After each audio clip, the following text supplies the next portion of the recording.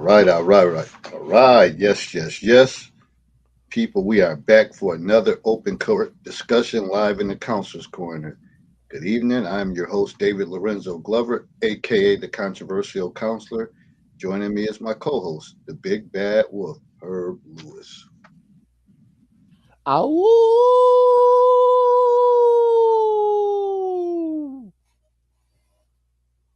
Okay.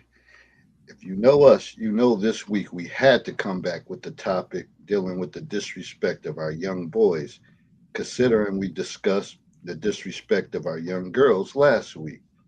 So tonight, Monday night, December 8th, our topic of discussion will be boys, breaking the cycle of disrespect. Tonight we will be tackling another tough topic that's on every parent's mind.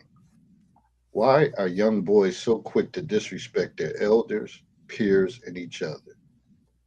From social media to parenting styles, we will explore the root causes of this growing concern and examine the impact it's having on our communities. It's time to get real about the state of respect in our society and what we can do to foster a more positive, empathetic culture. Stay with us as we dive into critical conversations and explore ways to bridge the gap between generations and build a brighter future for our kids. This should be another personal and insightful broadcast we touched on before, but because of the significance of the topic, it's not going anywhere soon. Please like and share our video, and don't forget to tell anyone who cares about our young boys to please subscribe to our YouTube channel, The Controversial Counselor. 997 subs, three uh, away from 1K. So, people, let's wrap this shit up right now, tonight. Let's close it out and get this 1K and keep pushing forward to 1100. So, here we are. Another Monday in December. Had the opportunity to run into the big bad wolf this Yes, weekend sir. at Wizards game against the Hawks. Good time, good game for the most part. Thanks for the invite. Man, you already know, Uneventful game man. in the world. I got to show my piece off. It's not too often. My birthday is 2 days away. For those who don't know, it'll be number 54. Working on number 55. I generally don't do a whole lot for my birthday. As David said, I went through the original plans I had. Somebody tried to throw a damper on the Big Bad Wolves parade. People, let y'all know a little secret. Once the trains start, it don't stop. So you either own or you off. All right. Just so we understand that my plans don't stop for nobody for nothing unless I'm dead. My brother hooked me up with a nice little Invictus. Shout out to T. Thank you very much. I will wear that in good health. Like Dave said, I came through. He was there. One half of the dynamic duo met up. We sat course. Good seats, actually. I didn't realize how good those seats were until I got in the arena. I was like, oh, it's like, all right. But people, let me I'm a I'm a I love history. This is put it there, especially history of combat. But I would tell you this: get out and travel. Shout out to my man Carnell Burch. He's my right hand man, going back to college days. Him and Shino Ellis. Shout out to those two cats, man. We did a lot together. But we done hit Southern Ontario from Toronto all the way down to Port Dalhousie to Niagara Falls, Ontario, Old Maple Leaf Village. Get out and travel. We always talk about, well, I always talk about exposure, for kids and how it broadens their horizons.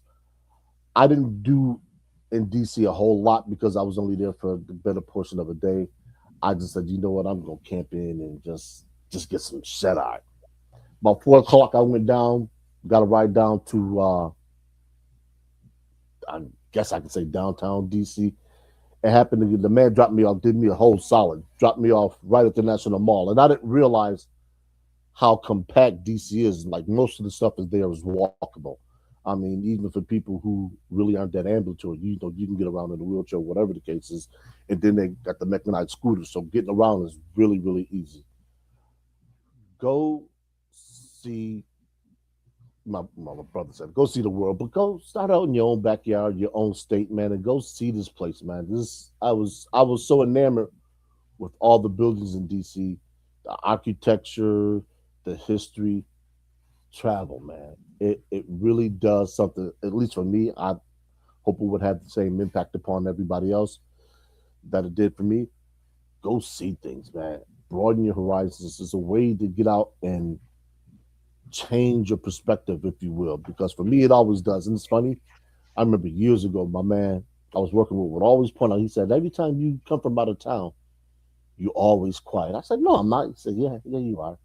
And I never really thought about it because I'm reflecting on all the things I've done, the people I've met, the things I've seen. And it's like, you know what, man? I really don't have a care in the world. I might be working 60, 65 hours a week, but you know what, man? As far as I'm concerned, I'm blessed to be able to do that. I'm in the health to be able to do that. And a lot of people, they can't do that. We got young heads that's dropping off earlier than 54. I don't have that problem. So you know what? I'm going to keep putting feet to concrete, pen to paper, voice to a mic, and we going to keep this thing going. Salute. All right, all right. So again, we've been talking about the overall culture in schools, communities, and everybody know it. We talk about it all the time. You don't got to travel too far. Even in some of your neighborhoods, the disrespect of the culture, and it's just not black folks. It's all of these young people disrespectful as hell. And I guess either you can ignore it and just mind your business, or you can be in the heat of the battle. I know my full-time job is I'm in the heat of the battle um, throughout all day. Time I walk in, it's nothing but disrespect. It start off first thing in the morning. Uh, the language used, the shut the fucks up, shut the fuck up, shut up, bitch, motherfucker, this and that. And I'm not even. I'm kind of desensitized towards it because I've been uh, a part of this culture like for years. But it amazes me, and I'm like, man, I think back to when I was 12 or 13. We would blackmail each other if one of us slipped up and said a cuss word. We would actually, and that's between me and my siblings. If they slipped up and said damn, shit, or whatever, oh, that penny candy, drop it, or I'm telling. These kids don't care, don't care, don't have a worry in the world. But again, I've talked about it before. A lot of it is because some of y'all parents say, "Oh, it's just words. It doesn't matter." So they're able to say all these type of foul that we consider bad words. Well, we couldn't even say lie. Growing up, you had to say you're telling a story. Because if I said to my grandmother, they lying, that was a bad word. You had to say story. They telling a story, uh, which we now know that telling stories is people making millions of dollars for being great storytellers. But times have Mm-hmm. changed. The culture has changed, and tonight we're going to tackle about the disrespect from boys. And being that we're two black males, I'm sure throughout this broadcast we will tell a little bit about our stories of growing up being black males and black young boys and to men, and how our paths were shaped and how we came, might have made some bad decisions.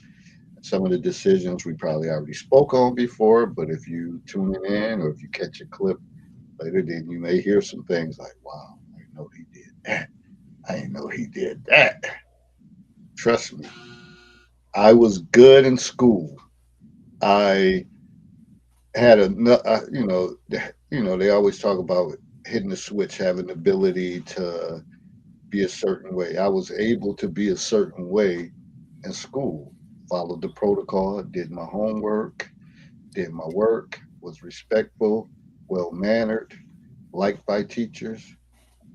I can't say once I got off that bus and went home and did after I did my homework, because that was the key. I was still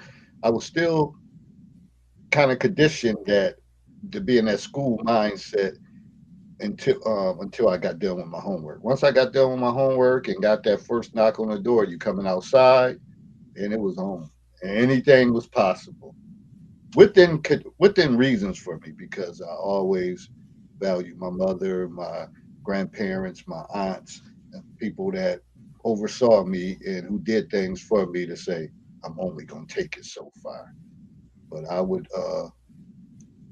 we would reach and push the limits as far as possible, and we wasn't always respectful either to certain people who we felt treated us wrong. So it's a lot to this situation, and it is a story. It ain't a lie. This is a story about uh, the rise of disrespect with the young boys. Yeah, I'm pretty much in the same mode. The only difference was, the community center. I mentioned that last week, and I've always mentioned this, and it's never going to be far from my lips. Um, wasn't tolerated there, so you couldn't get away with using profanity because if you did, the others would shout you out. It's like, yo, you ain't supposed to be speaking like that. We gonna blow you in. So, to a young man, because we were 14, 15, 16, not quite at that age, but we at the age where we knew well enough. And it was like, yo, that's your warning. The next time we hear it, you're gone. And we didn't want to be kicked out of the center because that's where everybody was. That's where all the activities was. The basketball. We were fortunate enough to be able to learn archery at a young age. And I don't know too many inner city kids, regardless of their ethnicity, who were able to partake in archery. Some of the trips that we took, definitely the basketball was always front and center.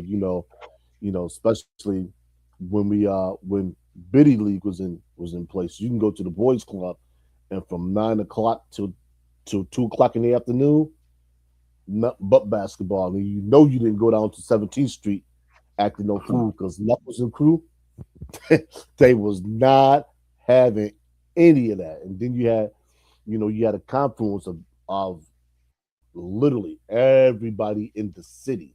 And when I say everybody in the city, I mean from you might see a school teacher down there, you might see some admins. You definitely saw, your peers and they aunts and uncles and mothers and fathers, and you weren't getting away with much because they would blow you in too. Yo, such and such is down there acting up.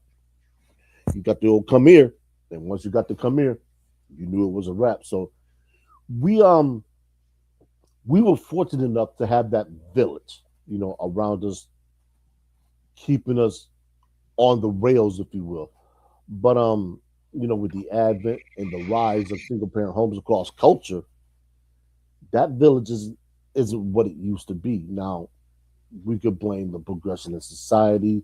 Some people say feminism. Some people say people out here having just um random sex with people. Yeah, all of that's a factor. Nobody's denying that. And if anyone's denying that, all you got to do is ask them, let me see your family portrait of your immediate family, and you'll see a lack of male presence. Now, with that being said, that does not mean, I want people to understand this, that does not mean every male you come across is a good practitioner of behaving well. We know this.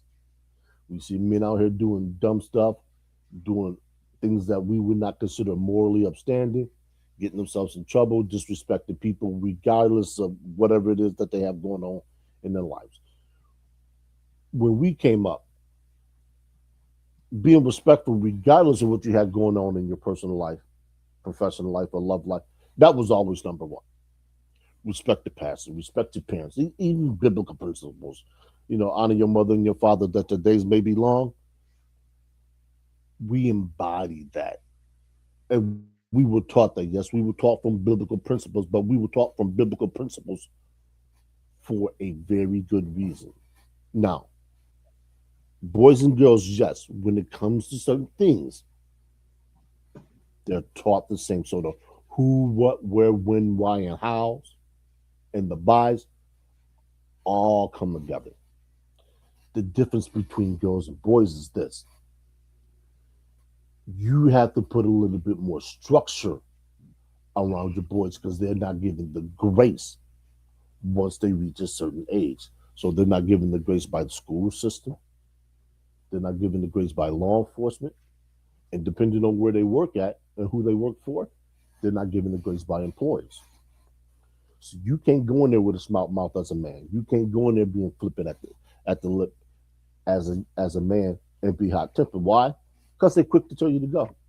We don't need you. I got a stack of applications and people looking to replace you. So this is why it becomes important. And I always say this: you have to start at a young age. And it's never true with boys. Temper tantrums at a young age, you got to stamp that out. Because if you allow it to fester, it's going to carry on. So what happens when that kid gets his grade school? He's labeled. He's labeled as a malcontent, and that follows him. Especially if that child stays in the same school district with the same admins, the same school board, and everything else. Oh, they write that up. Child has a behavioral issues. They go back and look in your file. Your sixth grade, you've been a behavioral issue since you were in second grade, and Miss Such and Such was the teacher. And you're saying, "Damn, how the hell do y'all know that?" That's how they keep files like the FBI.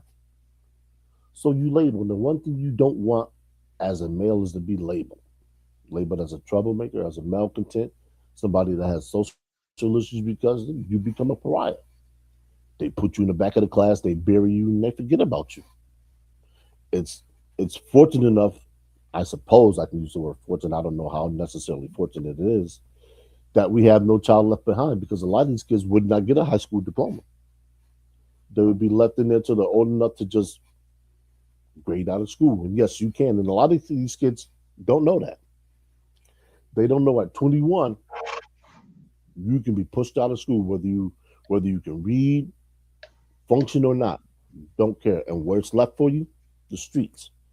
And the streets don't tolerate disrespect the way other people and places do. You might get away with some things in a place of business. Streets, yeah, they gonna take you out. Homeless, shelter, they not playing that. If they tell you don't touch something you do, it's on. And these are the things that men aren't given the grace for that women are. And that's a difference. So it's like a lattice work. You ever go to somebody's house that has beautiful roses and they just seem to just really, really grow and bloom? That's because they tied them up the lattice works and they directed their growth. And this is what you have to do with young boys. You have to direct their growth. It's like breaking in a wild stallion. Not everybody can break in a wild stallion, just like not everybody is equipped to raise a young man. I know we hear this all the time, that women can't raise boys. They can. But here's the catch: they can't raise them to be what they need them to be. What I mean by that is this: they can instill in them the reasons why. They can instill in them all those things that women want in a man. But what they can't instill in him is how to think like a man. Why? Because women aren't men. They're not biologically wired to think like men. They're not biologically wired to understand that there's a different set of circumstances that they have to deal with being a man. They don't have to deal with the competition because most men are taught and brought up don't strike women. They're not brought up and taught not to strike a man that challenges you. And that is one of the key differences. So when we say that women can't raise a man, they can't. They're not ready. They don't have to be ready for combat at the slightest hint that disrespect is being put before them. They're not tasked with defending people. whether they knew him or not. Because I might be sitting in the bar just like a clip. I wish I could see that clip. It was it was a bar setting, and a guy looked like he just randomly walked up to a female, said something, and he just started teeing off on her. Next thing you know, he had about 10 heads on him, beating and stomping him.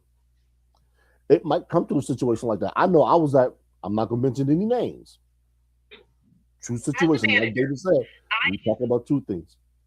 I was at work in a restaurant. I'm not going to mention the restaurant because if I do, people will zero in, people that know me.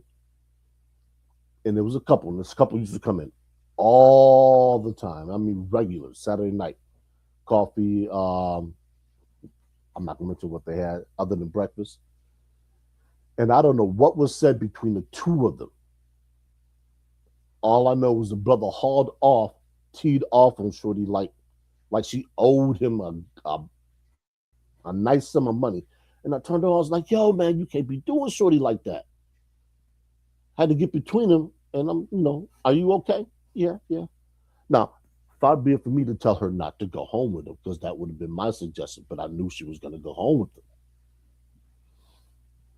So I had to intervene there. It's not the first time have had to intervene in domestic situations. So sometimes, and that wasn't necessarily part of my job. So sometimes the situation might come where he has to put himself in the line of fire. Women generally aren't doing that. Women aren't necessarily tasked with doing that. So sometimes, even though it might go against your understanding, you might have to do something that just say, hey, look, I have to put myself in harm's way just to save somebody that I don't know. It happens. So these are the things that women inherently can't teach men because it's not biologically wired in them to do so. Now, a child, yeah, they'll step in there and do that because that's a child. But another full grown adult, they ain't doing that. So there's a lot of things in there that women can't do that only men are capable of doing. Just before we you get into all that, like some of the root causes that I came across when they talk about now with this generation, and we talk about the lack of positive role models. There's role models. You got to be accepting of role models, and these young people are not accepting of role models for whatever reason. Uh, and I'm speaking in the perspective as a black man. I've been at schools. The first, actually, since I got in the profession of public school education, actually, the first high school that I worked at, we had it all. It was a dream team of black males. You had a black counselor and myself. You had a couple black science teachers. You had a couple black, two or three black math teachers. The athletic director was black. Uh, you had a couple black gym teachers, and these were males. These were males, and you had a couple black social studies teachers, and you had it all. You had it all. Like, and it, it was set up for these males to be like, man, I need to gravitate. Now, a lot of them did, and I see on social media, I see a lot of the people that went to the school, and I'm friends with some of them that they went on to do well, and they connected, and even then, that was in 2005 when I was at that school from 2005 to 2011. But now, even look now with the middle school kids that I've been in the middle school setting. I think this is my 12th year that is, black males in the building. And these kids, oh, I can't stand them. That fat motherfucker, that bald head, such and such. And I'm like, man, when I went to school, and if it was somebody that looked like me, we all gravitated toward them. And we all knew that whatever they're going to be telling us is going to be kind of projection of our future, that they going to drop some seeds that you need to listen to. No, not these kids. They gonna find out the hard way. And I look at it's working in middle school. I say, well, when y'all go to high school, it's going to be a different ball game. It's going to be a different ball game. And one of the examples I always tell them, you don't you don't have to be there. You don't have to be in that building. It's a certain thing called alternative ed that all your peers that go to school from 7:45 to 2:35 or something get out in high school and maybe work a job, go to driver's ed, play sports and all that. Your ass will be going to school from 6 to 10, Monday through Thursday, sitting around not doing shit all throughout the day. They got to go to school while they out enjoying their teenage years, hanging out, doing stuff. So you don't have to be there. High school has tons of programs that you don't have to, they don't have to put up with, and that's part of the process. Like when you get older, we don't have to put up with your nonsense. There's alternatives for you to go and do. In middle school, your hands kind of tied. You got to deal with it and bear and grin and take the you know take the backlash and all that stuff. And some people can't take it and they get the hell out of Dodge. I'll be damned if I let a kid take my livelihood away for anything. So um, I'm good on that. But the role models are there. You got to accept the role models. And maybe a lot of it is the home environment. If you don't accept love or teaching from others and you kind of got that message that everything is toxic, because sometimes parents can put that in their kids and just go Yeah. back and forth, and there's all types of arguments and debates, and they talk about granddad, grandma, your auntie ain't this and that.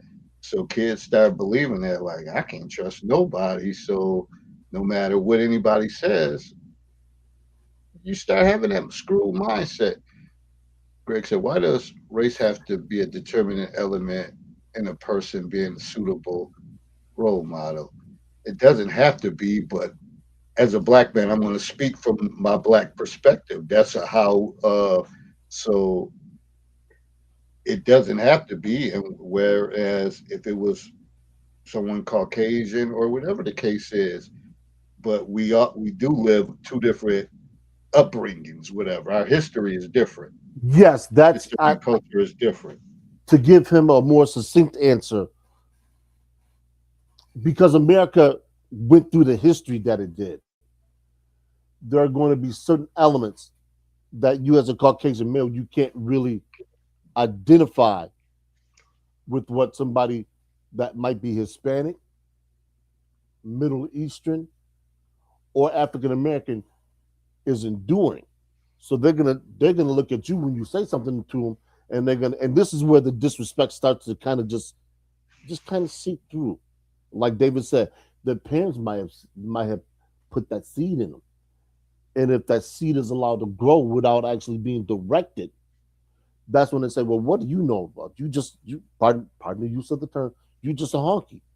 Now, where do you think they learned that term at? Never mind having the determination to use it. And people say, "Well, I never." No, you wouldn't, because you're not subject to those type of things. Like if you go into the school system and you look at the records of discipline,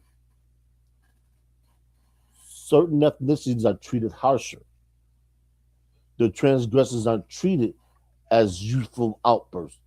They're treated as if they're problems. That's why I was saying your record follows you, so they'll look at that and they'll say, "Oh, this person has been a malcontent since the second grade." So they won't do any research into why this individual is behaving like that. And next year we're gonna actually dig more and deeper into this. I mentioned the ACEs term for anybody that hasn't been around in the last 2 or 3 episodes. The advanced childhood, I can't remember what the E stands for right now. The advanced childhood experiences. All of these have a role in some way, shape, or form where the parents pass down their problems to the kids, not necessarily hereditarily, but through their actions and their speech. So if you had a parent who has had nothing but problems with the school district and that child is in the same school district, then you got two forces that oppose each other, and as opposed to trying to work together, they're adjutants towards each other. So there's no solution. So you don't if you don't have a buffer in there that's saying, hey man, have any of your staff sat down and had a discussion with this young man, or and we're talking about young men, so I'll just leave it there, with this young man as to what his upbringing is like, what his community is like, what he has to deal with every day.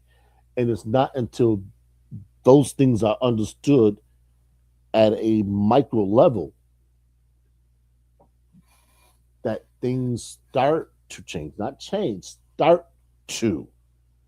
Because until I know and understand what an individual's going through, I'm assuming that everything once they walk out of the school setting is fine. And what people don't realize is in school for the 6, 7, 8 hours a day, that might be the only time that that male child is not talked about in such a manner that he doesn't look at himself as anything worthy of getting respect. The first person that anyone needs to respect is themselves. If an individual lacks self respect, they're not going to respect anybody else because they don't see themselves as being in the position of receiving respect. So if I don't respect myself, then why am I going to go to work and why am I going to go to school and respect the teachers? Why am I going to respect the stranger on the street?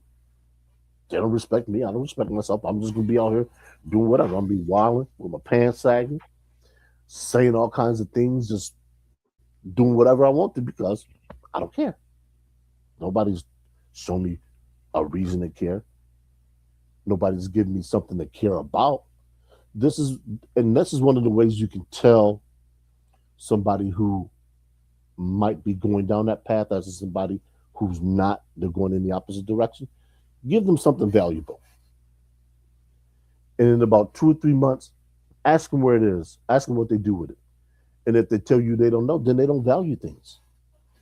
And that value system is where it all begins. So if you go to homes where students are taught how to value things, how to treat things, because the way you treat things is generally the way you treat yourself. Case in point, I've had this cell phone for about 6, 7 years. Most people don't do that. Now, granted, the phone's working, but I need to update it just because the memory is going on and everything else. Most kids don't do that. Why? Okay, mom and dad gonna give me another one. They don't value things. They treat. Let me interject. Yeah, go ahead. That reminds me of shout out to Diamond Flowers. This was female. One of my female students that was at that original high school that I worked at when I came to Baltimore. I used to use a certain kind of pens, and one day I let her. She had to do something, and she had to sign it. She's like, Mr. Glover, give me that pen. Give me that pen. I said, nah, I don't give nobody these pens. I don't give nobody these pens. These ain't papermate pens or whatever.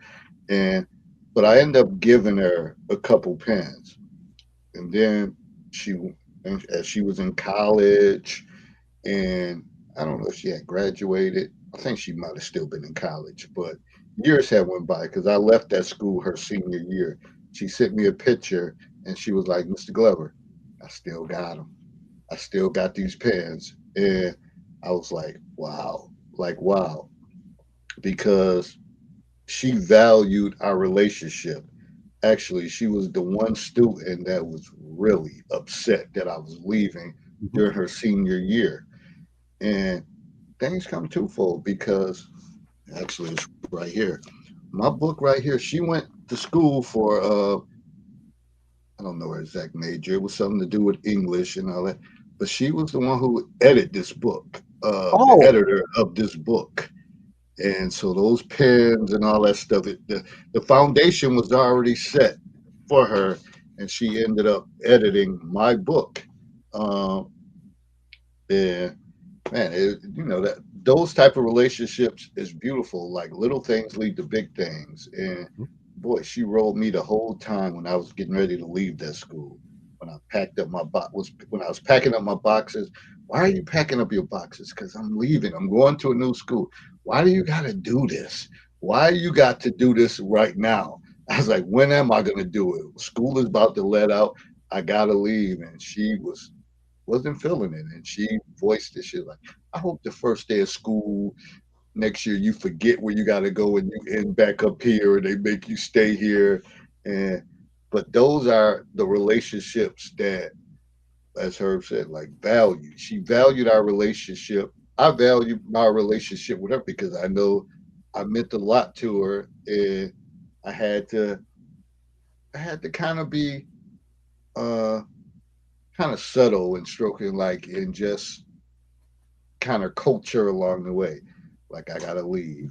I got a promotion. Sometimes you get promotions. And she's like, well, why can't you work the position here?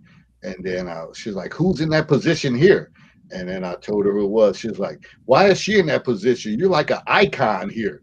You should be here. I was like, I gotta go on the other avenues. But every now and then you get those kids that value relationships. So again, to go back to my original, role models are there for people. They're there. You got to be willing to accept it. And a lot of the toxic thoughts, like we've been saying, comes from the household, the community, the parents that won't permit a kid to say, you know what? I'm going to open up and trust this teacher. I'm going to trust and believe in the words that they say, and I'm going to follow their lead. When you don't have that, we just a chaotic society going all over the place because you already know they don't trust law enforcement. So in the schools, Right. you mean to tell you don't trust teachers. You damn sure don't trust the people that call you on the phone about bills and you're in stores. You got people following you around and all that stuff. What do y'all expect? What do we really expect to happen when we're in a society of non-trusting individuals that don't trust anyone? What y'all think gonna happen? Oh, I know. You're gonna go to church. You're gonna pray, and everything's gonna be all right. Excuse me, homies. Get the fuck out of here.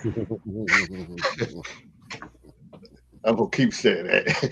Get the fuck out of here. That's what y'all really, really, really think that's going on. Now y'all gonna get me mad up in here about this subject. It's funny how you said at the top of the broadcast, we got stories because we all have stories. And you know what the funny thing? The older I get, man, the more I cherish these stories for people who don't know, who are unaware. Yes, I spent a significant amount of time in my under 17 life in foster care, and it worked out well. I was in a small little hamlet, and just literally on the shore of Lake Ontario called Alcott. Some of you may have never heard of it, and you know what? It don't matter. I was there for the formative years of my preteen years. So from the time I was there for 3.5 years, so all essentially from the time that I was 8 to almost 12, with a family, intact family, mother, father. They have 5 kids, and I can't begin to list the things that I learned there. When we were leaving, I remember this day like it was yesterday. Sitting in the driveway, a caseworker was out there. We had all the stuff packed up, and my brother was ecstatic. Couldn't wait to get back home. And here I am. I am full of tears, like somebody took my favorite toy and destroyed it in front of me. I'm full of tears, and I cried the entire way back home. It was about a 45-minute drive, maybe. And there's a song that I hold near and dear to my heart. Lionel Richie, I'm on my way. Stuck on you. Got this feeling deep inside of my soul that I just can't touch. Yeah, I'm singing. Yes, I'm on my way. Mighty. And every time I hear that song, it takes me back to that moment, sitting in that rock-filled driveway that we have spent so many years playing around as kids. That is what David's talking about when he says that you have to allow something, you have to trust something. Because I didn't know these people didn't know me. But the seeds were planted for me to be respectful of things, learn what I can from who I can, and to never, regardless of the situation, be nasty to people, and I'll say this, and things that are trying to help you, because you never know where your help comes from. You just don't. And we have gotten so far away from just basic humanity and commonality that the moment we see something we don't like, we want to hurt it. I've seen, without being too graphic, I've seen somebody, had a dog and there was a stray cat. She wanted to stick the dog on the cat. I'm like, why would you do that? That cat's not bothering you. She's like, I don't like cats. I'm thinking the cat may not like humans, but you don't see the cat running up on you trying to scratch you.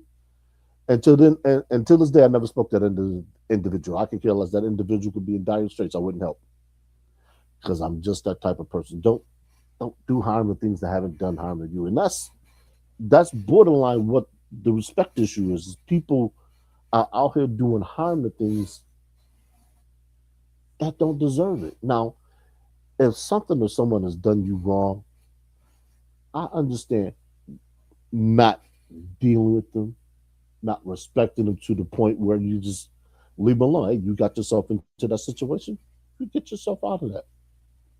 But we have too many people that are looking to put somebody in a bad situation because they don't like it, because they quote unquote disrespected them. Well, first of all, you out here living foul anyway. You out here robbing and thugging and doing all this stuff, and you don't have to. Well, man, I ain't going to work for the white man. Who you think everybody else is working for? Very few people out here are not working for somebody else, even if you own your own company. Elon Musk, the Tesla brand, um, Jobs, Steve Jobs. Everybody's working to sell to somebody else. Everybody's working for $1, some way, somehow. Don't matter what you think. This world runs on relationships, and if you're not respectful, you can't develop a relationship with anybody because nobody's gonna trust you.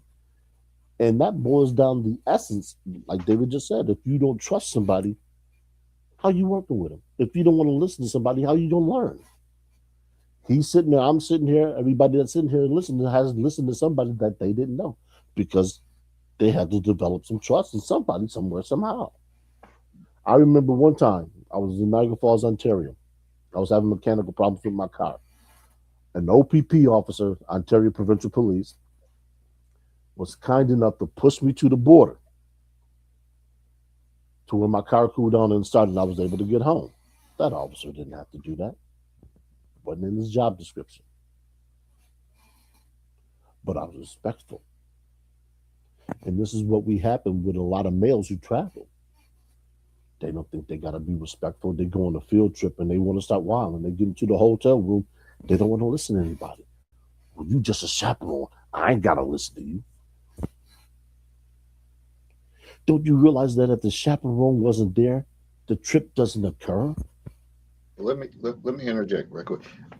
Everything I learned this from counseling 101. Everything is about relationships. Everything is about relationships. Uh, and people need to understand no matter what, you have to have good relationships wherever you at. Everything is relationships. Siblings at home, relationships. How close you are. Your relationships with your parents, relationships.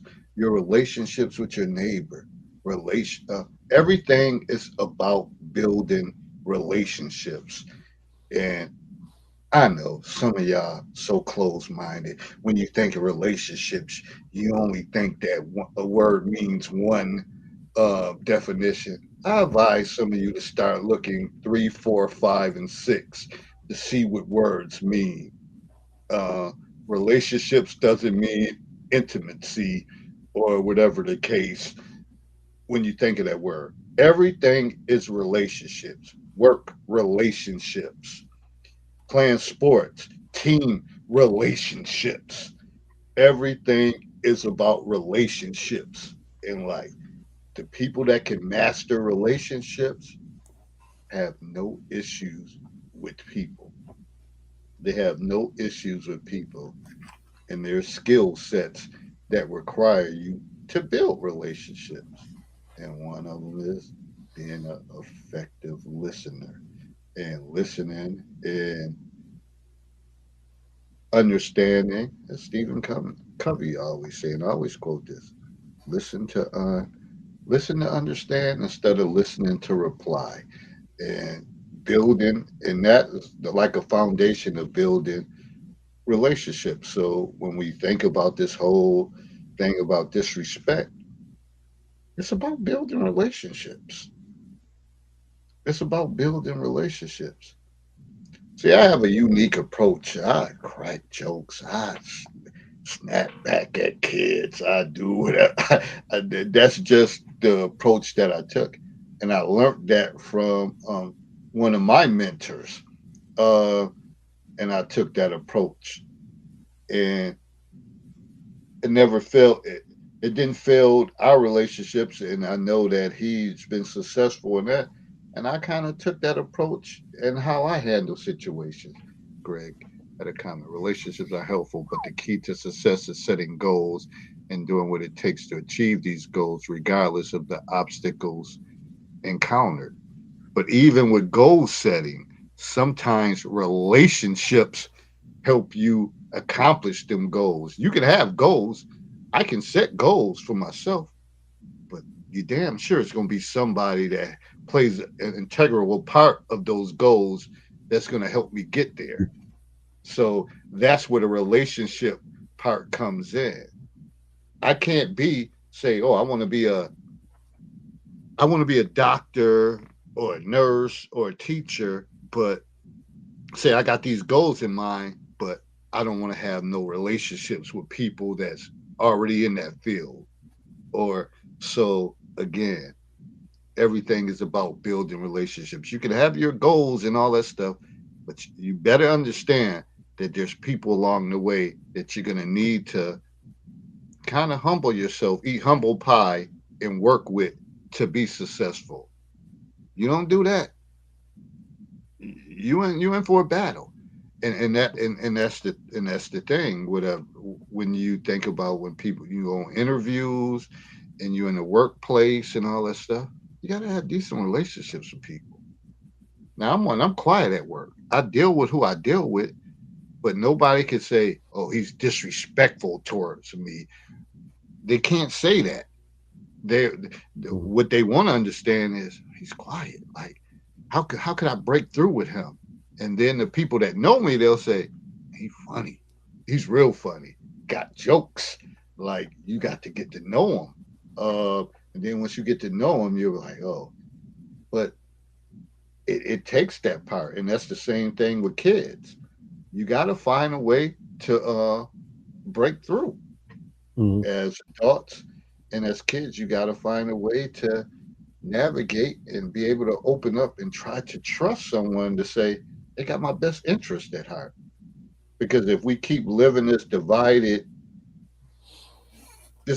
world that we're living in, shit, we already see. Yes, all you gotta do is watch the news. All you gotta do is stroll through social media, and every incident that happened is dealing with some form of relationship. Yeah. Oh yeah. Now dispute that. Dispute that. Anybody dispute that and say, yeah, no, that ain't had nothing to do with it. It's some type of relationship that went bad. And that's the reason why shit is the way it is. Now I'm out passing the baton. Now I generally I love when Mr. Hopper, I'm sorry, Mr. Hooper Pulse. I generally don't do this, but I need to so people understand one specific thing. I agree, relationships are the key to success, but setting goals and doing, and this is where I'm going to dissect the statement, and doing what it takes to achieve those goals, regardless of the obstacles encountered. Now, if you tell that to the wrong individual, guess what that individual does? They do things that are either morally or legally reprehensible because they think the ends justifies the means. Now, you got a person that needs $100 or that wants $100 because they want a pair of sneakers or they want the new game console that's come out. They short. So guess what? They say, "Ma, I need $100." Well, son, I only got 50. You have to go find a way to raise the other 50. Okay. So you got one child that sets up a lemonade stand, sells candy, and they get that $50. You got another kid that guess what they might do? Might go around taking things that don't belong to them, trying to sell it to other people. Why? Because they don't have anybody that they can ask for money. They don't have anybody that they can ask. How can they make money when they're only 9, 10 years old? See, this is where it becomes difficult for boys as opposed to girls because nobody expects girls to go out and earn money when they're 10, 11, and 12. They can, but nobody expects them to. Boys at that age, go get a paper route when that was applicable. Go collect bottles of cans when that was applicable. You can't find a boy that's 14, 15 to 16 being allowed to babysit. Why? Well, figure it out. They think something might happen. So boys aren't given that leniency. They aren't given that leverage, that understanding to be able to make money. So they got to do things that might lead them into trouble, even though they don't want to. Well, little Johnny's been good. Little Bobby's been good. Little Ricky's been good. They were just trying to get some money the best way they knew how. That's the only thing they knew because mom didn't have the extra money. Dad wasn't around, no uncles, no older brothers. So that's why that becomes a dangerous statement if that's heard by the person who doesn't have that structure in place to help them. And this is what David is talking about with relationships. Because if that person has somebody that's in jail and they say, well, why is such and such in jail? Well, because he was out here stealing. For what? Well, he wanted the game console and he didn't have any other way to get it, and this is what he was doing. Now, he might only go to jail for a couple of months. He might be house arrest probation. But the thing about it is this: not everybody has someone that they can ask. Not everybody has somebody that.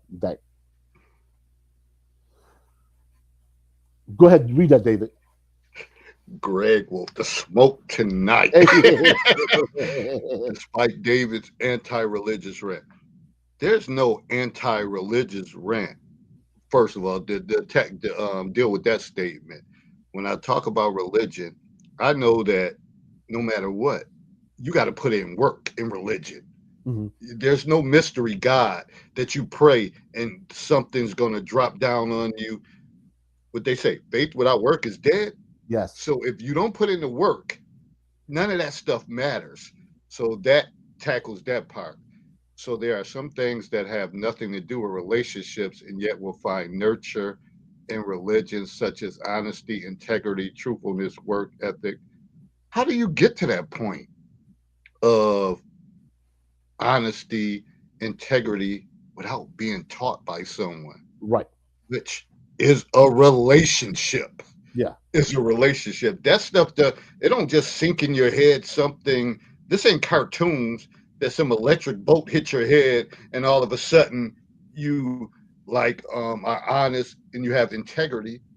Somewhere down the line, someone showed you example, you watched, you observed, and you seen them and you say, man, I like the way they move. I like the way they handle things. Hmm. And you model that behavior And that's relationship building. You can go on and on, Greg. You can keep digging and keep digging, but you're not gonna find nothing that say you can't do it without that word relationship. Keep on digging, keep on digging, keep on digging, and you'll say, "Damn, you're right." You're gonna end up at a crossroad that relationships is the key. Shout out to Dr. Papalardo, who always said that no matter what, it's all about relationships. Everything is about relationships. It is in this world. Everything.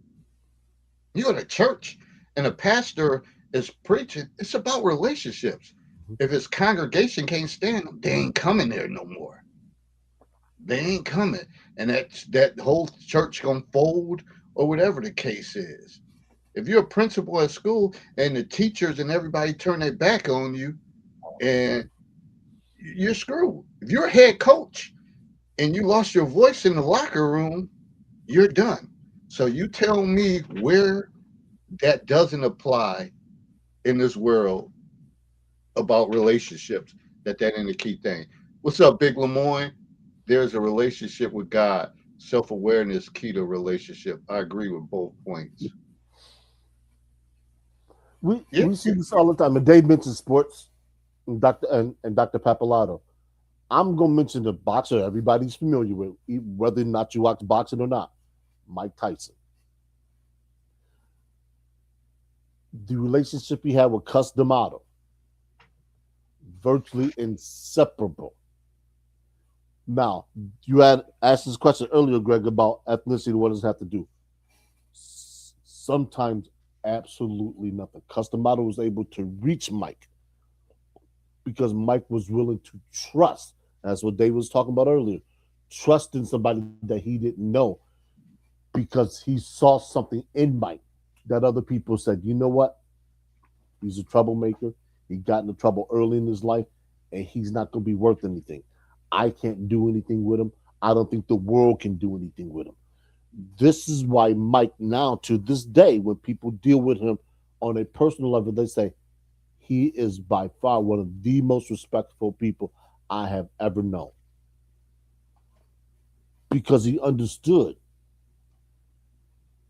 that the value he had to find was here first, out there second. And once Cus D'Amato put that in him, it rooted and it grew. We see this. We see this with all the humble athletes. No matter how much money they made, no matter who they are, they have a way of connecting with the common man.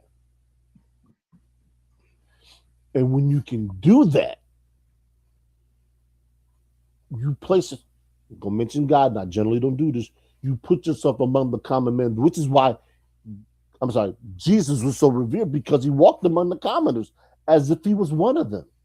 He didn't think he was any better than them, but you got some people, regardless of the profession, who think they're above the common man.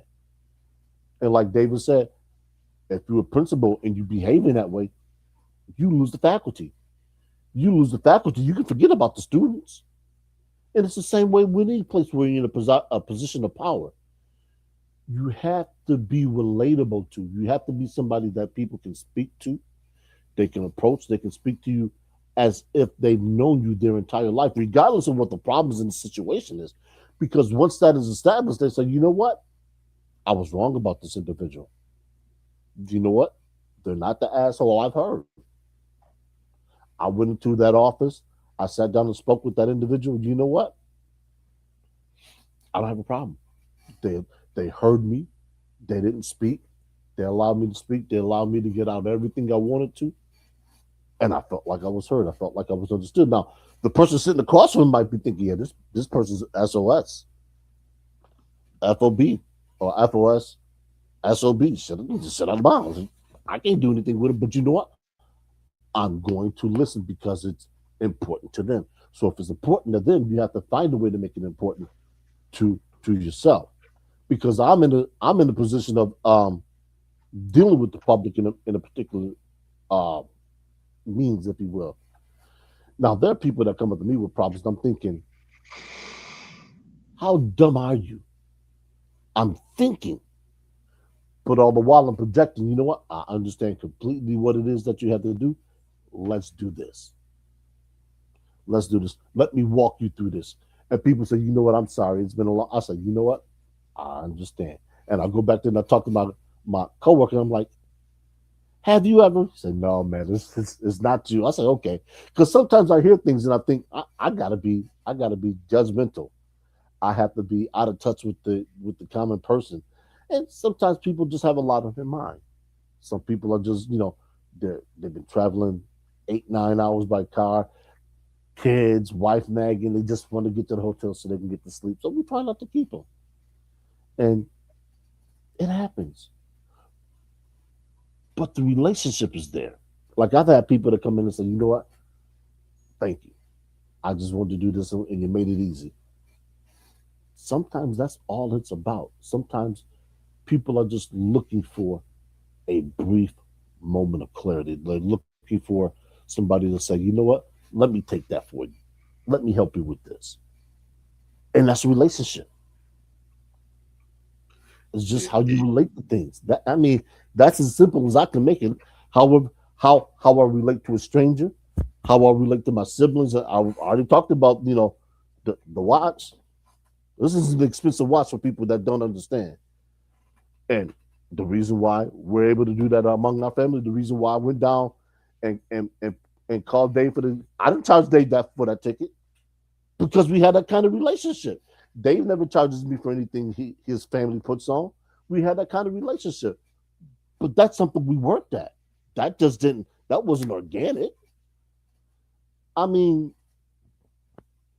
I I, I don't understand how else to put it. That everything you do starts from a hey, what you doing? Let's do this. The fact that I'm sitting here, Dave gave me the olive bench. He gave me the opportunity to be here, and I couldn't be more grateful. So when the opportunity comes to do something, you damn right he getting first. He getting first nod. Why wouldn't he? But that's a relationship, and this is what we try to get people to understand about how we've got to this point. Anybody can do this, but are you willing to put in the time? Are you willing to put in the effort? Are you willing to develop the relationship? Are you willing to do the work in front of the camera? And are you willing to do the work when the camera's off? We do both. Y'all don't see what we do when we're not sitting here. The information we put together, the questions we ask people, the things that we seek out. Nobody sees that. They think we just sit down here, come and talk with about our experience. No, not all the time. Yes, we do have stories, but the stories only reinforce what we tell and it's so crazy about the whole thing because, again, back to that point, no matter what, unfortunately, no matter what you do, you're building, like what Moise said, self-awareness. you. Hmm. Self-awareness comes from probably people that taught you and schooled you on certain things to be aware, how to believe in yourself, how to pay attention to certain things or certain self concepts about certain things, but it's not something that automatically happens. And that's why some people don't get it at all. They have no self awareness. They don't pay attention to their surroundings, and they get caught up in things. If you think about it, even when Herb mentioned like family events and different functions that go on, a lot of times when there's major issues, it's people that came there that didn't have a relationship with nobody. And I can give you a prime example. Like, we got stories. And I probably mentioned this before. Fight night. Everybody know I'm excited about fight night. So I was dating this young lady. And she was like, we should throw a fight party. And she like, you invite your boys, I invite a couple of my girls. And she's like, well, and I'm gonna invite some of my guy friends. And I said, no, no, no. Don't do it. Don't do it.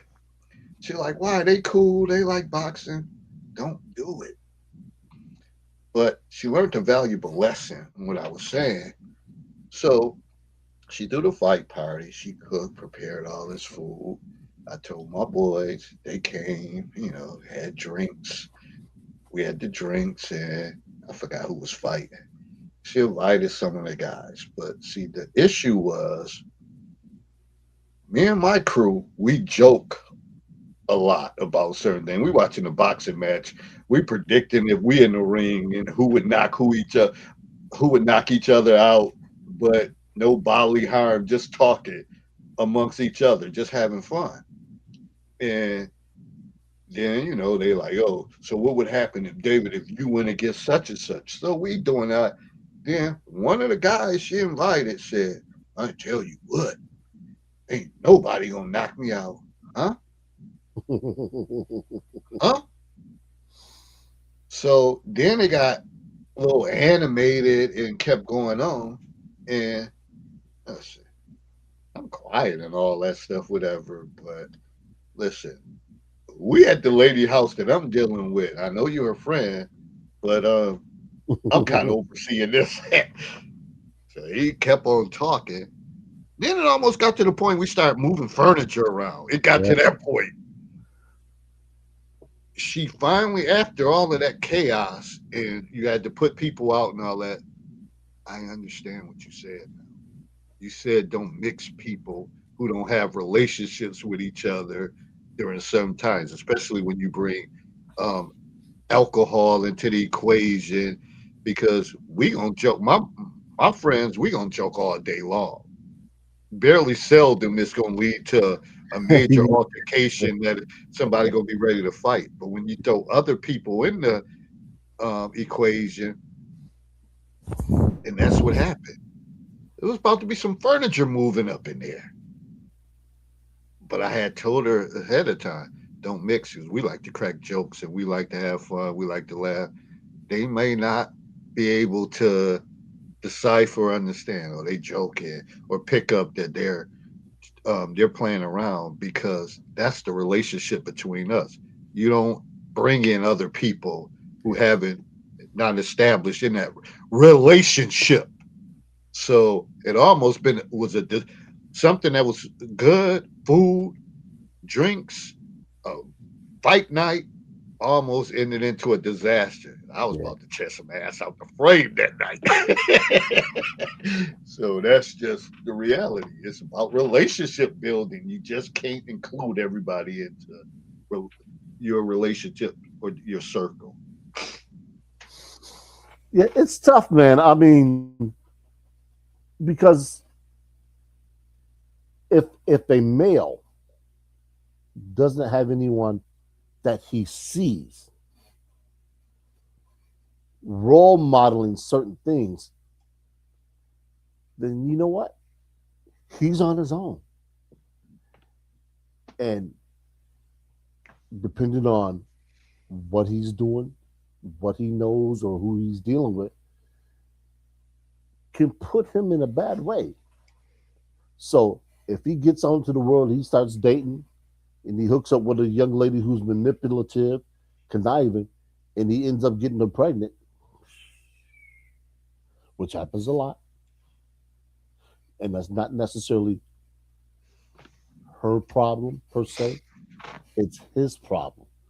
Because society is never going to look at a woman being more responsible for her getting pregnant than they will look at it for a man getting her pregnant. Very rarely is a woman going to have to face being homeless with a child. But how many men do we know that are out here struggling, living day to day, that are on child support in arrears, and they can't make the arrears, so they can't get a driver's license, so they can't get a job, and the only place that is looking for them is the justice system, criminal justice system. That's the only relationship he's gonna have. Ain't nobody really trying to step in and help him, because before he can really get money, he's got to deal with the system, and they taking a nice little percentage of that check, and then the arrears is taking another piece. Hell, he really doesn't have a choice in terms of what he does. He can't live anywhere because he can't afford to. So if he doesn't have family where he can crash, for next to nothing, he's in a bad way. All because he didn't have a relationship with somebody who can say, hey, look, before you start dealing with these women in a sexual manner, leaving a trail of unsupported kids, shall we say. I'm not going to necessarily say fatherless, because the only time I believe a child is fatherless is if that child's father has died.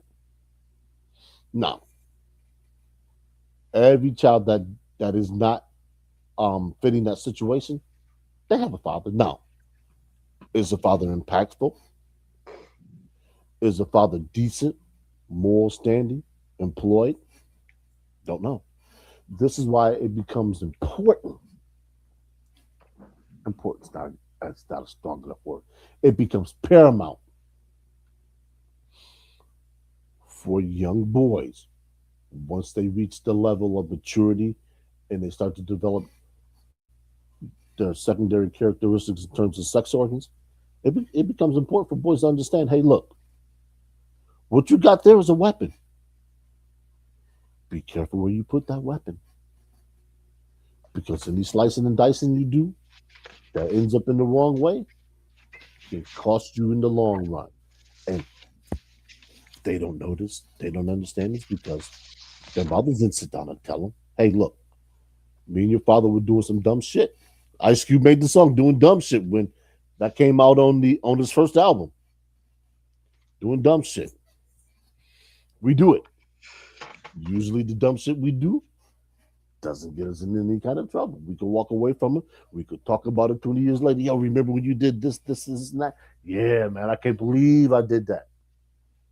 Can't do that when you got a kid. That ain't dumb shit. That's legal stuff. And that legal stuff lingers for years. And the effect and the ramifications that it has can move through generations. This is why we talk about the aces. It's real out here. And unfortunately, society has placed that burden upon men, regardless of the age, that once you enter into an agreement, if you will, with a female, and she conceives that child and she has that, and she brings forth that child to birth, you signed a contract. You have legally signed a contract to take care of that child. There's no way out. And for people who are sensitive to certain things, you may want to turn away from this or mute this for the next 30 to 45 seconds. Why do you think Ray Caruth did what he did? And for those of you who are unfamiliar with the Ray Caruth story, I'm not going to get into it in graphic details here. Go look it up. When you don't have or you lack people to tell you certain things, you behave in rash manners. Now, he already understood the situation because he had did it prior. He didn't learn from it. Why? Because he didn't have a good enough relationship with somebody who was going to tell him, look, you can't keep doing this. And we know about NBA, NFL players. Sean Kemp, former NBA Supersonics. Seattle Supersonics has multiple children. The former running back for the Bills is 13 kids. There's multiple stories out here like this. Because people then pull these young men aside and say, hey, look, you're going to be a target. You got to watch what you do. The New Orleans Pelicans, man, that has a child with, I can't recall the name right now. The Washington. Zion. Yeah. Mm. The story is full of these young men who keep going off the rails when it comes to this kind of stuff.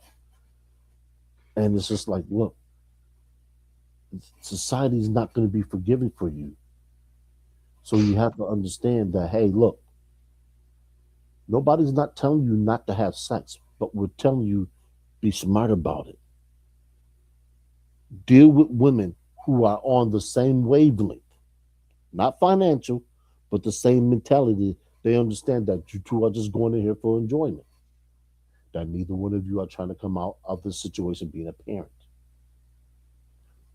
But they don't understand that. Why? Because they didn't understand the rules of engagement. They didn't understand that the first respect you got to have when you're doing this stuff is yourself. This is why I'm adamant about who I deal with and who I bed down with. Why? Because I respect my situation enough to keep my situation or to want to keep my situation where it is. Some people don't care. Well, I already got two kids I ain't taking care of. What's the third one gonna matter? And I can't tell you how many times I've heard that. And the women don't care. Why? Because somebody's always gonna be there to cover for them. So when we talk about the levels of respect for boys, it starts out, you know, kind of harmlessly. But when they get to be 14, 15, and 16 and start to get sexually active, all of a sudden now you want these boys who never respected the repercussions that can come from making a bad decision to automatically and right then and there start to develop. It's too late. It's far too late. They done started doing things and they getting out here and they running in chaos, living in chaos and replicating chaos. So what do you think you're gonna get when these boys start dealing with these females? Chaos. Chaos, chaos. And it ain't gonna change until somebody grabs the reins and say, okay, look, we have to start now with whatever generation it is, with whatever demographic of boys it is, and say, hey, look, this isn't acceptable. We're not gonna tolerate it. And they're gonna buck up against you. They're gonna say, well, what are you gonna do about it? You know it. You say, I ain't gonna do nothing with you. You're already gone. So we're gonna let whatever it is that you think you got, we're gonna let you keep that. Because you're gonna find out in the end that you have nobody to turn to, and all of a sudden now that road that you on that had you way over there is gonna bring you right back to my front door. And I'm gonna open the door, I'm gonna say, what are you doing here? 4 years ago you told me there was nothing I could do for you. There was nothing I could do with you. You back at my door. Why? Now they got to humble themselves. And it might be hard for them to do. They're gonna say, hey, look, I had nowhere else to turn. Well, damn, when I opened my door the first time, you was all kind of huffing and puffing like you had the world by the balls. Now all of a sudden you find out that the world got you by the balls. So how you want to handle this? And you got to do like the Marines do. You got to do like the military do. You got to strip them down. And it might be painful. And they're going to fight you every step of the way. You can say, hey, look, the door is always open. You came in here of your own free will. You can turn around and walk out of your own free will. But just understand that once you walk out this time, there is no turning back. You can't come back to me a third time. And you give them that choice. What a lot of these young men have had, and what a lot of these people allow these young men to do, is they allow these young men to come in when they want to and to leave when they want to. And when you do that, you don't set boundaries, which is the next thing. So when you don't set boundaries for men, guess what they do? They violate. That's what David was talking about with the young lady.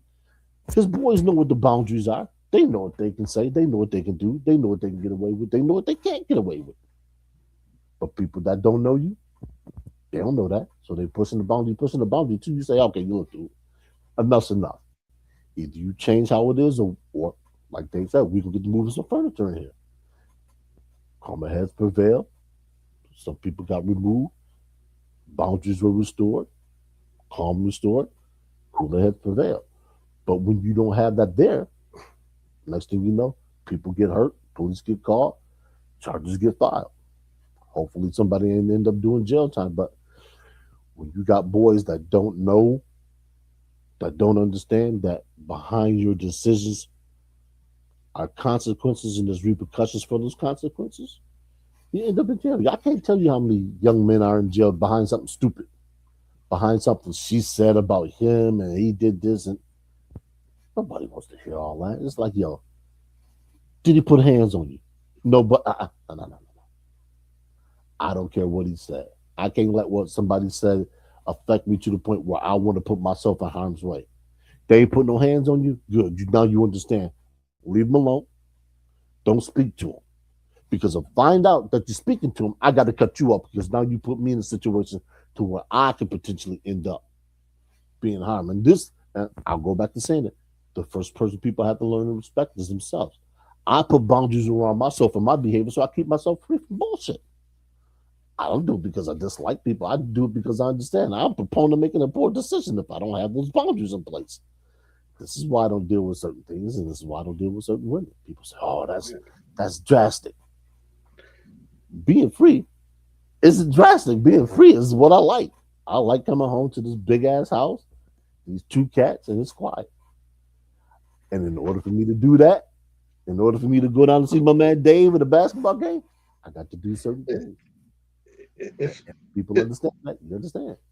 it's levels to it, and again, speaking as grown men, even even we have to establish, like Herb said, about boundaries. Like me, I probably wouldn't have went to watch a Wizards game if somebody else said, "Hey, if the school said we got a bunch of Wizard tickets, anybody want to go?" and they put it in my mailbox, that shit would have still been there to the end of the year. Yeah. But when you have relationships with people, you say, you know what? I'm gonna make that drive down here. I don't know how the traffic gonna be, but I'm gonna leave out early, get there, and do whatever. And that's what it's all about. And so when we think about our young people, we have to figure out how can we get them on board with relationship building. Um, some of them you say, hey, we can connect them with sports, and then they got coaches and they got teachers, you know. And one of my probably saddest situations, and I bailed out of it, and I don't even know what's going on. And I probably spoke on him before, and I mentioned this before, but some people don't, they haven't listened to it. It was a student a few years ago. We have a certain thing called articulations, and I had spoke to the high school people. I said, well, the key thing is if y'all can connect. We used to call him Little Floyd I'll be right back. because all right, we used to call him Little Floyd because it was it was video footage him fighting, and he handled his business. So that was his moniker name at the school at the time. But when it got time for him to transition he was in eighth grade going to ninth grade. During my articulation meeting, I said, well, the thing is, you have to connect him with sports. He's athletic. Uh, as long as he's engaged with that, he'll do what he need to do if he can, if he's going to participate in sports. And I said that. I said, but if not, he could go the other route. And that's the negative part of relationships. Sometimes, not all relationships are good. Some relationships are negative, and he would gear toward the negative aspect. Well, probably once I said that, 2 or 3 weeks later, he got ended up getting shot and was paralyzed. Um, and for a while, I was communicating with the moms, and I used to call him Little Floyd. So ultimately, I bought him some Floyd Mayweather gear, socks, T-shirt, and all that when he was in the hospital. And we kind of left off where he um, he was about to go through rehab. He had the afro. The kids have their little hairstyle, but I guess because of what he was going through, he was going to have to get his hair cut. And that probably was the last conversation, and I never followed up because it weighed on my heart because I had a relationship with him, but I knew that because I was his middle school counselor, that I wouldn't have that type of relationship any longer because he transitioned to high school, and it weighed on me. And because I was contacting the mother, like, how he's doing, and she was giving me an update. So, needless to say, I don't know. I probably failed that I don't even know what his state is. Uh, but it hurt deeply because all it takes is a split decision for people to decide to go one way or go another way, and then things falter and you end up with a life altering decision. So, this is the point, and I know we keep focusing on relationships, but that's what kind of brought brought brought up this thing that it's important. And even if when you think about the root causes of the disrespect with black males, and again, we could go to the point of inconsistent discipline. Well, we know, I think Herb mentioned that the discipline factor happens in school. It also happens at home. It gets to a point at a certain time that if it's a single home and there's not a father in the house, a mother that's 5'6", 5'5", 150, 155, and you got a son that's 13, 14, he's 5'9", 5'10", 170, 175, 180. What can she really do? What can she really do once he get in his mind like, get the fuck out of my way, you can't do anything? It's really nothing she can do. And once you lose that control, kids gonna go. If you say, yo, you can't go here, you're like, move you out the way. Mm-hmm. And then you could say, oh, well, I'm gonna call your grandmother, grandfather, but they're older. And if you don't have that relationship, if you don't have that relationship with them, that that will stop him in his tracks, that won't happen. My mother was fortunate. I mean, I was in sports. My brothers, they was part of the Nation of Islam, and I was semi part of it. I used to go to the mosque and all that stuff, but we knew at certain levels to reel it in as far as the respect issue, and it had to be hard. Your mother was raising three teenage sons, and we kind of close in age together, but we got it. Not everybody gets it. Not everybody takes that route. Mm-hmm. As far as young boys, some young boys they commit to the streets. And Yeah. you might be a woman, you might have three or four kids, and you might have two or three boys. Two of them may commit to the streets. You may have one say, "Hey, do the right thing and go on, work, go to college, and all that." But nothing is guaranteed. It's like a puzzle, whatever. You got to put all the pieces together. Mm-hmm. And unless we trying to build relationships, it's all for nothing. And again, not all relationships is positive. Sometimes you got to let go relationships Yeah. and say, this ain't it. This ain't worth it. Shit, if you're a kid and your father and mother, they on drugs or they constantly verbally and mentally abuse you, you may get to a point when you get older, like, I don't fuck with them no more. I don't talk to them no more. I'm done with them. And you may hear about them in a critical condition. It depends on how your heart heals, and you may say, "Yeah, I want to go talk to them," but some be like, "It's best that they go."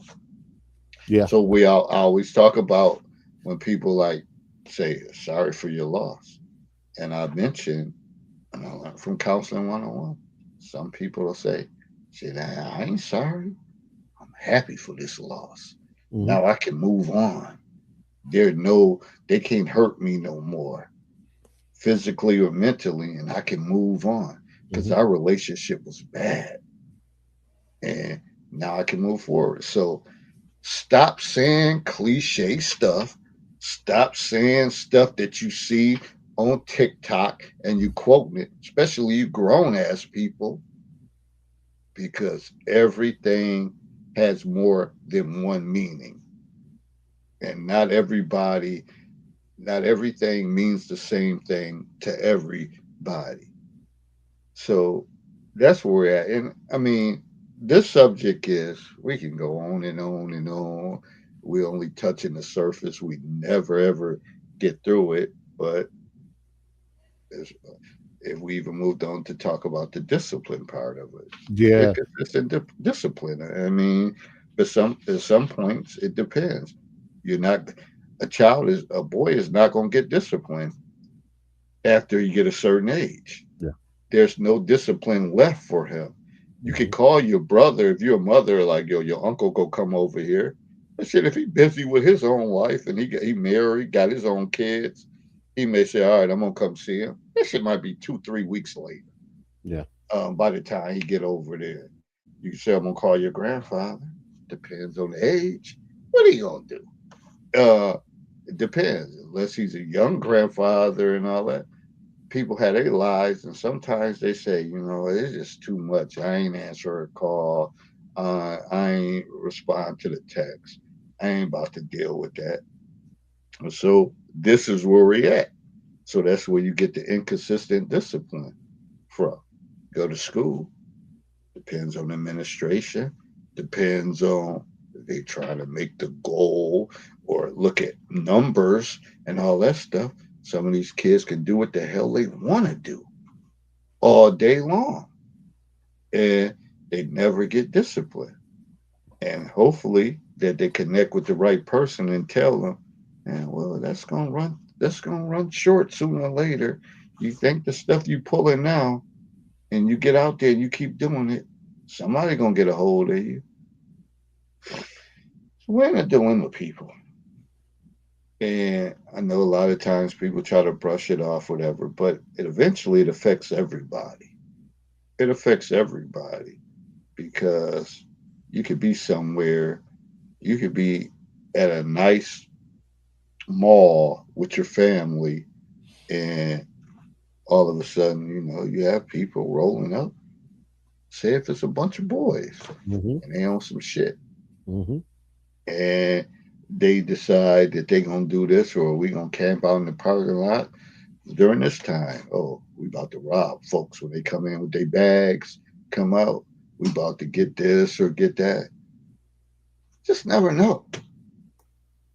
You just never know. And again, relationship building, disrespect, like all of the stuff, the culture filters down in this society and everything we do. I'll be amazed sometimes when I go out and do things and I see some of the stuff. I'll be like, let me hurry up and get done with this so I can get my ass back in my house in the counselor's corner and I'm safe, because I want no parts of this.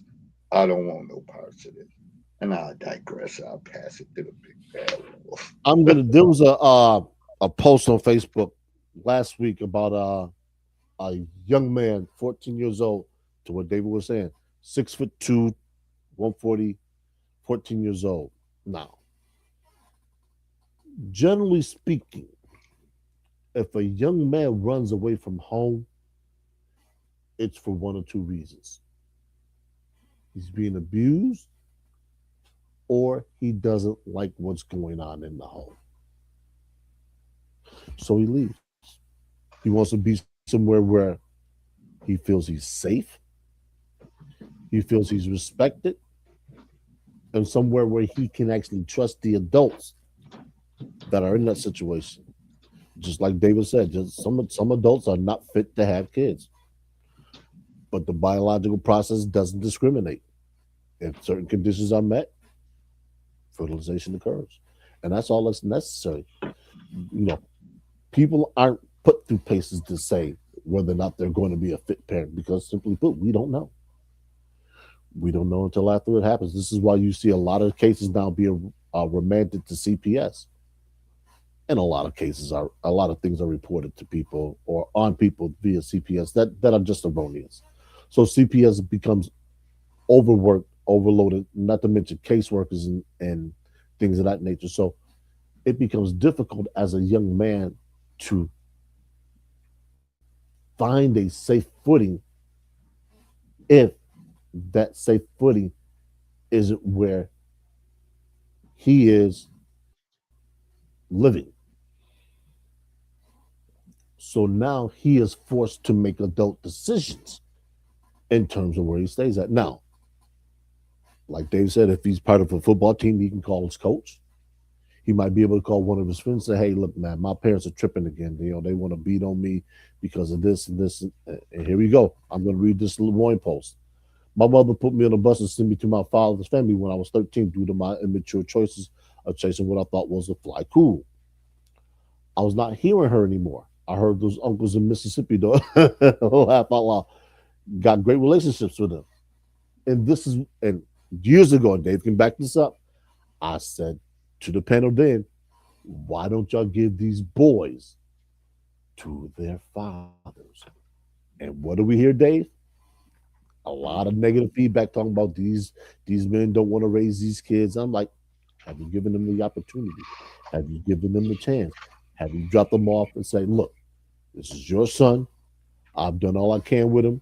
He's 6 or 7. I think it's time you step in and finish the job. Like David said, it's a puzzle. Women, you do a terrific job of instilling a lot of things in these young men, but you can't put that puzzle together by yourself. It needs somebody who can put them screws on and tighten them screws. So when society wants to try him, he's logical about it and he realizes that, you know what? This isn't worth the price of my freedom. Let me walk away from this situation. And whatever happens with them out there, that's their business. I'm going to make sure that I'm safe and out of harm's way. And when you do that enough, that reinforces itself. So when he becomes older and he potentially marries and produces his own children, he teaches them in the same way. This is how we got to where we were as black men. We're no different. We just have people there that say, okay, you know what? They got to be taught. There's enough people around. I was the beneficiary, like I said, of excellent foster people. I also had older brothers who I can emulate. Yeah, I had one or two that went off the rails, but you know what? The rest of the family pulled together when they could. Lessons were learned, information was disseminated, and you know what? We're all doing pretty well. None of us lack for nothing that the others can't stand in and help out with. We go. I was just talking with my brother in DC about this, and I was talking to my older brother last night. We are blessed as a family. We are blessed, and you know, dare I say it, we are highly favored. And I'm not necessarily religious, but I do understand that there is a power that has overseen us to keep us out of harm's way for the most part. And for that, I will always be grateful. Yeah, and that's true. And once you go back to that, like I said, it's a lot of personal testimonies with this subject. And I knew when my grandmother was gonna pass, but she kept going back and she thought about the relationships with us. It was three of us and my sister, but she felt blessed that she had grandkids that never was in and out of jail, never caused her stress, and she was really explaining she was coming to peace with everything, that she felt satisfied probably in the job that she did, and she did an amazing job, and that's what happened. And she wanted us to know, so I knew in my heart I didn't want to have that conversation, but I knew as the latter times I kept seeing her that it was coming to an end, her journey. But because of the relationship she had in relationships with boys, don't always, it's not always going to be with the father. It could be with it could be with a mother. It could be with a grandparent. Eh, But the bottom line is, it has to be consistency because Hmm. boys need structure Hmm. more than anything. Structure. You got to be sending the same message. I'm sure it's like her Red Lemoyne post when he got down in Mississippi. Probably got some structure. They probably was doing the same thing every day, or and you knew what to expect from them, and that's what it's about. Hmm. That's what it's about. And a lot of times you can't flim flam and switch up whatever. You got to be the same individual and know what you're getting from those individuals. So this disrespectful culture, no, it's bigger than what we think. And again, Greg, I ain't anti-religion, but I do understand that just people say, "Oh, pray," and all that. It's gonna take a little more than that. It's gonna take some nose to nose, mano to mano activity. Sometimes you got to get in somebody's face and be like, "This is what it is." I'm telling you what I'm my expectations of you, and if you do otherwise, I don't know what to tell you. I don't know what to tell you. So sometimes people need that message, and but if that person realize shit, they've been consistent with that message, they never wavered off of that. So who am I to go against it? Yeah. But it's so many variables to it. Again, kids are in school for a certain amount of time. Then that's the community factor that plays into it. So it's like a game of tug of war. You could be telling them a certain thing, but then they get out. If the message ain't the same, then they're all over the place. But then they come in with a disrespectful nature and they say, shit, if I can cuss and carry on and do this and smoke weed and do that at home, how the hell y'all tell me I can't go? Um, I'm late for class. What y'all gonna do? Some of them will challenge you on that, and if they know, see, I'm part of I'm petty. I'm part of the cut off culture. Culture. I'll tell a kid in a minute. You cut off. I'm done. Don't say nothing to me.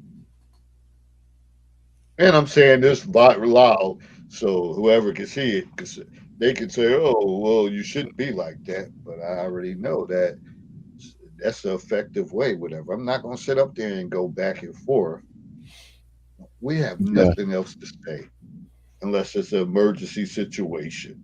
We have nothing else to say because I'm not going to keep going back and forth. I'm not going to be arguing back and forth with a kid. Yeah. And I think that's where a lot of people they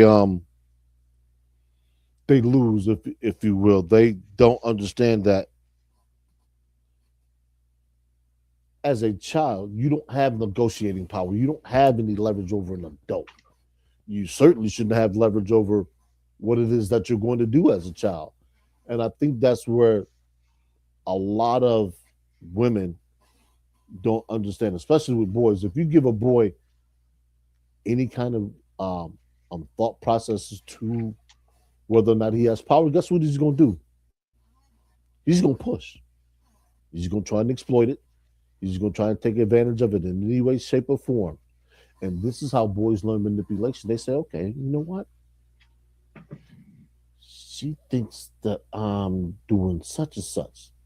So let me call my man. Let me put my man D with this program that I'm running. And the mother don't know anything because she's caring.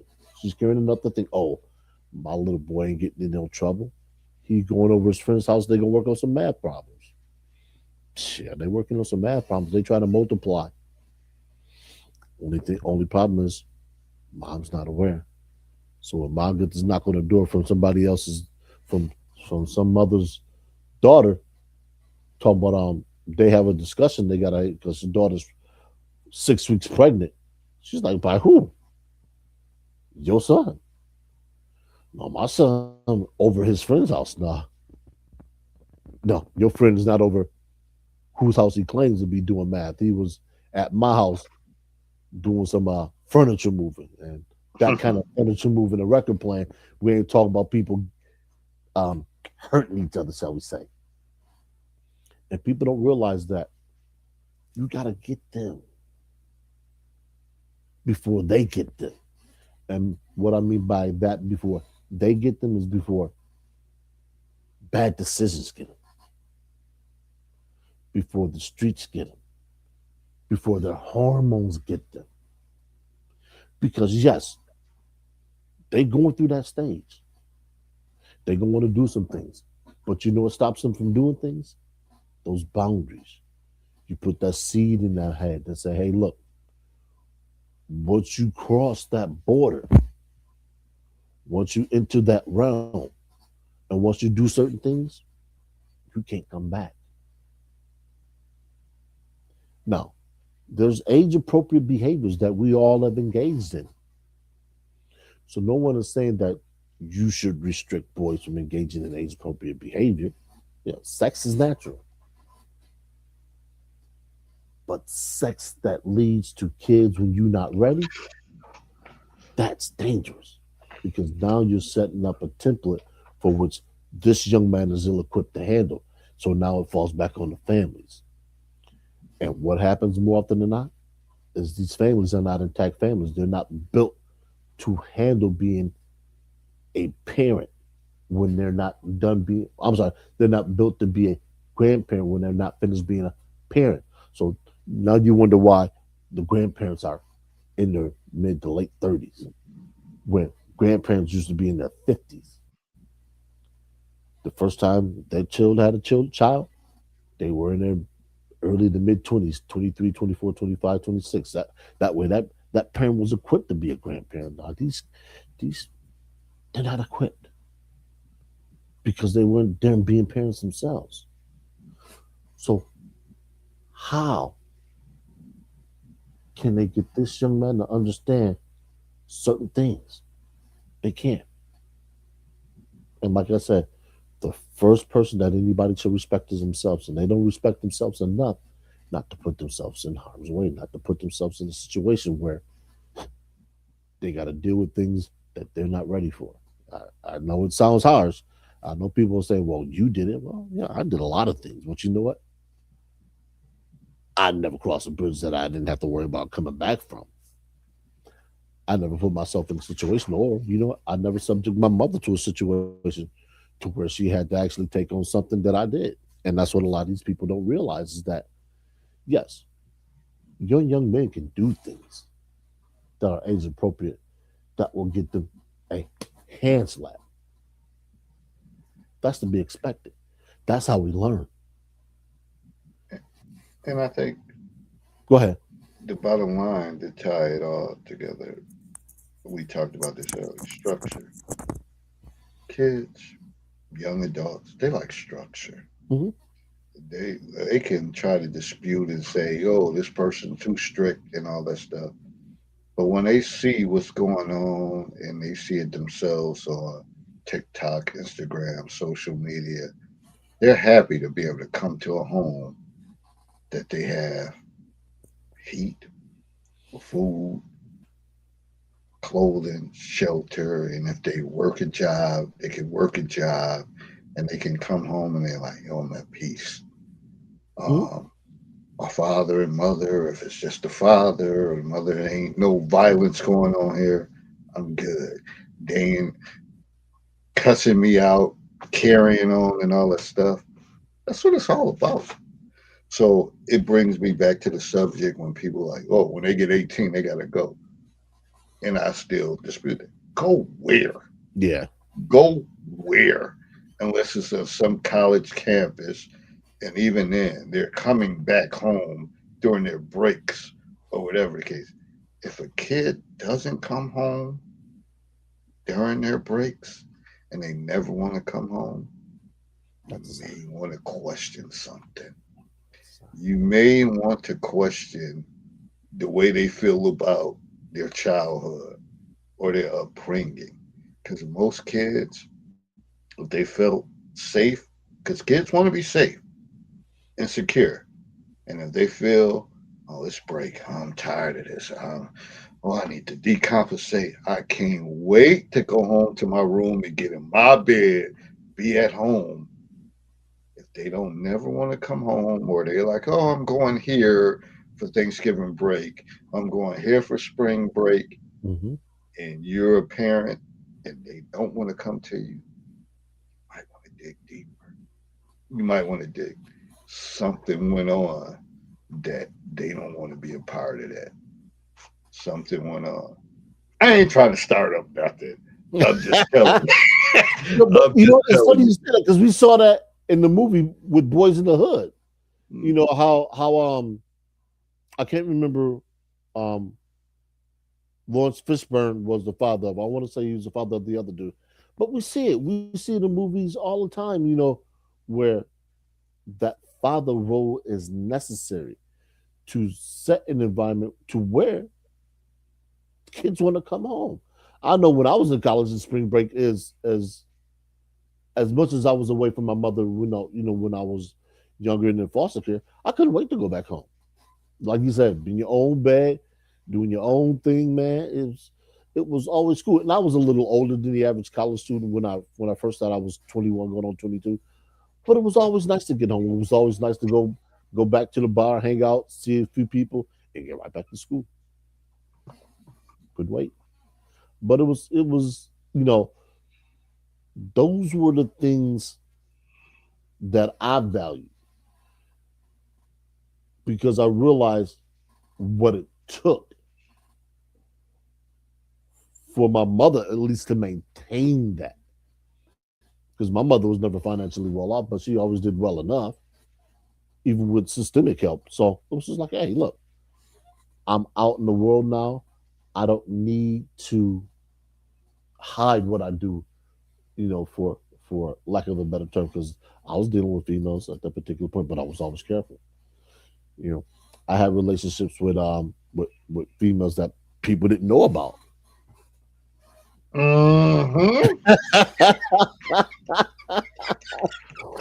I mean, so I was out doing my thing, but I was always responsible, and I've always said, and I'll reiterate that if I had conceived a child out of wedlock, that I would have stopped dating until I got to the age of where the child was able to take care of himself. Now, mind you, I have always been employed. Matter of fact, going back to the age of 17, me being 54 in a few days, it is rare for me. I think there was maybe a year or so period where I wasn't where I wasn't employed.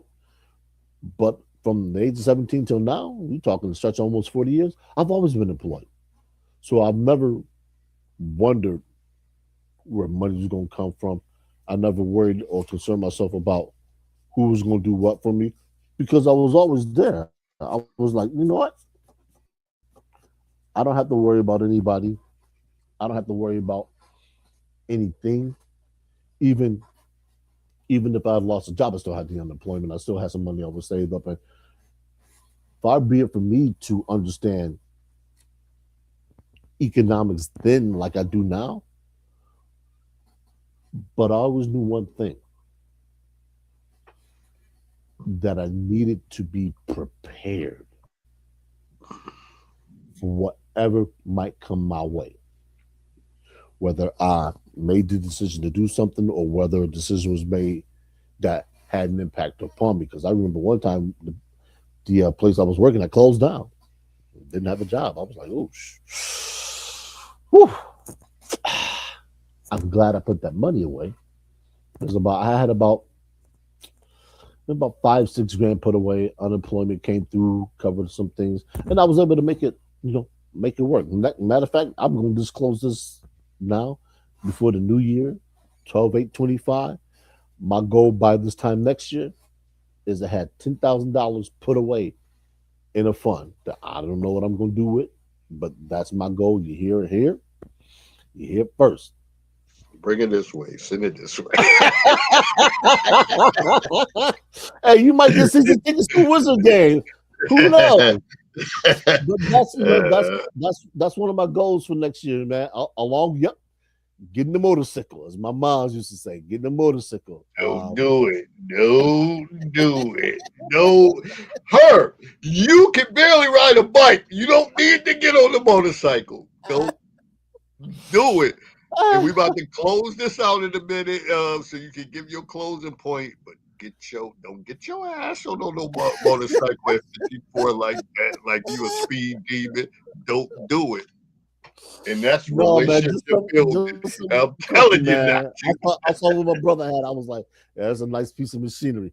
Closing statements, man. Look, it all boils down to this: the foundation for respect for young men starts with the decision, yes, the decision the mother makes in terms of who fathers a child. I'll tell you the story. I was dealing with this one female. Her teenage son just came back home from staying with his father. Well, she wanted me to stay the night. Not that that was a problem. Me staying the night wasn't necessarily a problem. But she wanted to engage in some record playing. Now, I'm not too fond of playing records while her son was home. And she didn't approve of that. Why? I just thought it was disrespectful to the young man to play that kind of a record. And I'm not being You father. know? Yeah. And he being down in the hallway. I just like, if she's gonna play a record with somebody, that let that be his father. That way, that engagement isn't weird, isn't disrespectful, because it's disrespectful to the young man. And I know there's some fellas out there saying, "Shit, I'm gonna play that record." Well, when he looks at you a certain way, when he says that you ain't my daddy, understand that you, no pun intended, sowed the seeds of disrespect the moment you started to play that record with his mother with him in that house. See, we don't understand the dynamics of that as men. We want to yield to our nature so bad that we don't care what damage it causes any other place. And when we don't care what damage it causes to any other place, that's the end result. And of course, as always, growth and understanding occurs in the gray area. Godspeed. See you next time. All right, my closing comment. We're not done with this subject. We're never done with it. Only thing we could do is put out layers. My bottom line, my emphasis, and shout out to Greg. Love you, brother. And I Yep. always bring in new information as you being a Caucasian male and trying to have the fortitude to understand the mindset that goes in with black males. Um, and it doesn't change whatever color you are or whatever the case is. My whole thing is, oh, this is all about relationship building. It's all about relationship building. They always say it only takes one person to that you could gravitate, and whatever they say or whatever, that could be the person that can reel you in when you not right. And and I think that's the bottom line, that we have to look to try to build more relationships and have more positivity. But it's work in progress with this whole thing as far as young people, black boys, and all this stuff. We just want to get the conversation going and keep it Yep. going and keep talking about it to let folks know it's not going anywhere. We're going to talk about it. But with that said, we out. Man, we used to go on, but we getting older and we getting more mature, so we got to slide out. And I'm looking at the clock. We got like 29 seconds. We got to go. Got to go. But we out. Again, everybody enjoy their week. Be mindful. Do what you got to do. Stay safe. We'll see y'all next time. What? Peace. We out.